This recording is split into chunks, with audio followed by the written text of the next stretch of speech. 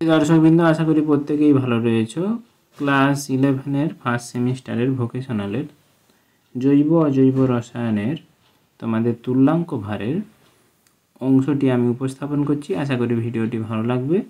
ভিডিওটি ভালো লাগলে অবশ্যই সম্পূর্ণ ভিডিওটি দেখবে। ভিডিও সম্পর্কিত কোনো মতামত থাকলে কমেন্ট সেকশানে দিতে ভুলবে না। ডেসক্রিপশান বক্সের লিঙ্ক থেকে পূর্বের ভিডিওগুলো দেখে নেবে। যদি কোনো সমস্যা হয়ে থাকে অবশ্যই জানাতে ভুলবে না। তুল্যাঙ্ক ভার বা ইকুইভ্যালেন্ট ওয়েট কাকে বলে সেই সম্পর্কে জানব এবং মৌলিক পদার্থের বা মৌলের তুল্যাঙ্ক ভার কী করে নির্ণয় করতে হয় সেই ব্যাপারে আমরা জানব, বুঝব। তুল্যাঙ্ক ভার বা ইকুইভ্যালেন্ট ওয়েট কিন্তু এককবিহীন রাশি।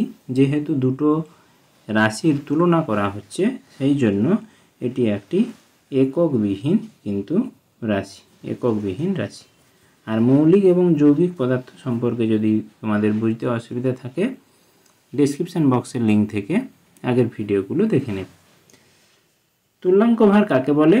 কোনো মৌলের যত ভাগ ওজন 1.008 ভাগ ওজনের হাইড্রোজেন বা 8 ভাগ ওজনের অক্সিজেন বা 35.5 ভাগ ওজনের ক্লোরিন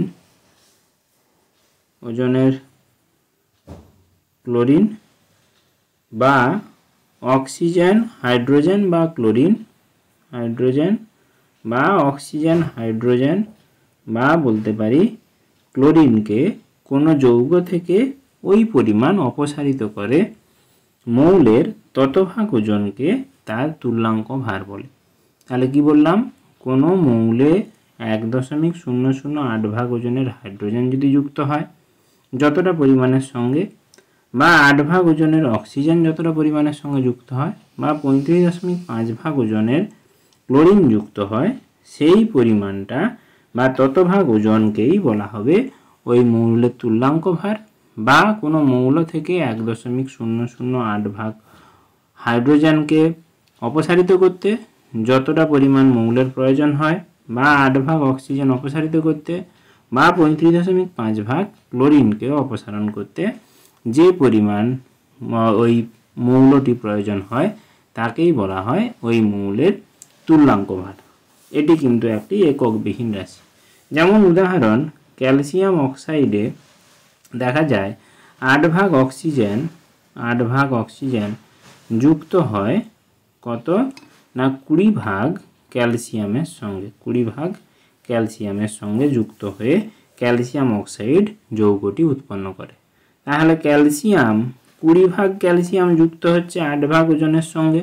তাহলে যত ভাগ 8 ভাগ ওজনের অক্সিজেনের সঙ্গে যুক্ত হয় অর্থাৎ ক্যালসিয়ামের তুল্যাঙ্ক ভার আমরা বলতে পারি তুল্যাঙ্ক ভার বা ইকুইভ্যালেন্ট ওয়েট কত?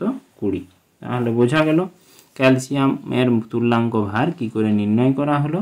সেই তুল্যাঙ্ক ভারকে যদি গাণিতিক আকারে প্রকাশ করা হয়, মৌলের তুল্যাঙ্ক ভার সমান মৌলের ওজন ইন্টু 1.008 বাই প্রতিস্থাপিত বা সংযুক্ত হাইড্রোজেনের ওজন, বা বলতে পারি ওই মৌলের ওজন ইন্টু 8 বাই প্রতিস্থাপিত বা সংযুক্ত অক্সিজেনের ওজন, বা বলতে পারি মৌলের ওজন ইন্টু 35.5 বাই প্রতিস্থাপিত বা সংযুক্ত ক্লোরিনের ওজনের অনুপাতকে বা তার ভাগফলটিকে বলা হয় ওই মৌলের তুল্যাঙ্ক ভার।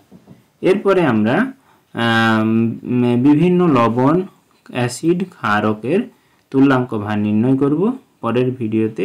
আশা করি ভিডিওটি ভালো লেগেছে।